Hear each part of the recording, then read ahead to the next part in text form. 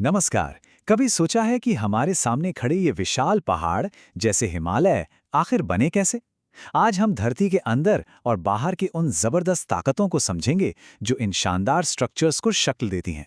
देखिए, ये टॉपिक सिर्फ भूगोल को समझने के लिए ही नहीं, बल्कि सिविल सर्विसेज जैसी प्रतियोगी परीक्षाओं के लिहाज से भी बेहद जरूरी है। तो आज हम क्या-क्या देखने वाले हैं। सबसे पहले समझेंगे कि पर्वत होता क्या है, फिर उन शक्तियों को देखेंगे जो इन्हें बनाती हैं, और फिर एक-एक करके वलित, ब्लॉक और ज्वालामुखी यानी फोल्ड, ब्लॉक और वॉल्केनिक माउंटेन्स के बीच के फर्क को जानेंगे। चलिए शुरू करते हैं।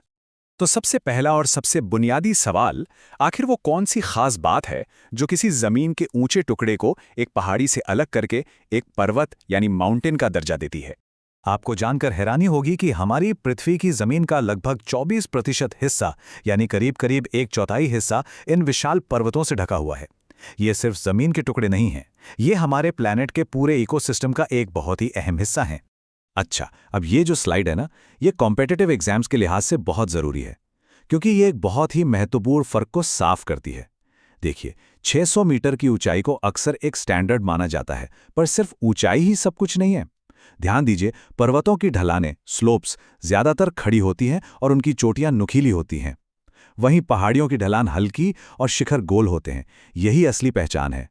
ठीक है, तो अब हम ये तो समझ गए कि पर्वत क्या है, पर सवाल ये है कि ये बनते कैसे हैं। वो कौन सी जबरदस्त ताकतें हैं जो इन पहाड़ जैसे दिग्गजों को खड़ा कर देती हैं?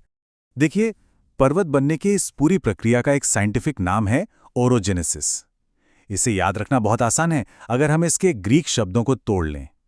औरोस का मतलब है पर्वत और जेनेसिस का मतलब है उत्पत्ति, यानी पर्वतों की उत्पत्ति। और ये पूरा का पूरा खेल आप समझिए दो तरह की ताकतों का है। पहली है एंडोजेनिक फोर्सेस, यानी धरती के भीतर की शक्तियां जो जमीन को ऊपर की ओर धकेलती हैं। और फिर आती हैं एक्सोजेनिक फोर्सेस, यानी बाहरी शक्तियां जैसे नदियां, हवा, ग्लेशियर, जो एक मूर्तिकार की तरह इन उठे हुए चट्टानी हिस्सों को तराश कर वो शानदार शक्ल देती हैं जो आज हम देखते हैं। तो चलिए सबसे पहले और सबसे कॉमन टाइप के पहाड़ों की बात करते हैं, फोल्ड माउंटेन्स। ये कुछ और नहीं बल्कि धरती की ऊपरी परत पर पड़ी विशाल सिलवटें हैं, और दुनिया के सबसे ऊंचे पर्वत इसी कैटेगरी में आते हैं। और ये जो फर्क है ना, यंग और ओल्ड फोल्ड माउंटेन्स के बीच, ये समझना बहुत जरूरी है। एक तरफ है हिमालय जैसे युवा वलित पर्वत, ऊंचे, नुकीले, और मजेदार बात यह है कि इनकी ऊंचाई आज भी बढ़ रही है। और दूसरी तरफ है भारत की अरावली रेंज जैसे प्राचीन पर्वत जो करोड़ों साल के कटाव और घिसाव की वजह से अब छोटे और गोल हो गए हैं। तो यहां से हमें क्या समझना है, ये कि दुनिया की हर बड़ी फोल्ड माउंटेन रेंज, चाहे वो हिमालय हो या एंडीज, असल में दो विशाल टेक्टोनिक प्लेट्स के टकराने की कहानी है। जैसे हिमालय का बनना इंडियन प्लेट और यूरेशियन प्लेट के महाटकराव का नतीजा है। भूगोल की समझ के लिए ये जानना बहुत जरूरी है। चलिए अब आगे बढ़ते हैं और एक बिल्कुल अलग तरह के माउंटेन को देखते हैं जो दबने से नहीं बल्कि जमीन के खिंचने और टूटने से बनते हैं। इन्हें कहते हैं ब्लॉक माउंटेन्स। इसको समझने के लिए सोचिए कि जमीन एक केक है। अब अगर इसमें दो दरारें पड़ जाएं और बीच का हिस्सा ऊपर उड़ जाए, बस उसी उठे हुए ब्लॉक को कहते हैं होस्ट। और यही होस्ट एक ब्लॉक माउंटेन बनाता है जिसकी चोटी काफी हद तक सपाट और किनारे खड़े होते हैं। और वहीं अगर बीच का हिस्सा ऊपर उठने के बजाय नीचे धंस जाए तो जो गहरी घाटी बनती है उसे ग्रेबिन या फिर रिफ्ट वैली कहते हैं। अफ्रीका की ग्रेट रिफ्ट वैली इसका सबसे बड़ा और शानदार उदाहरण है। और इसके बेहतरीन उदाहरण अपने भारत में ही हैं।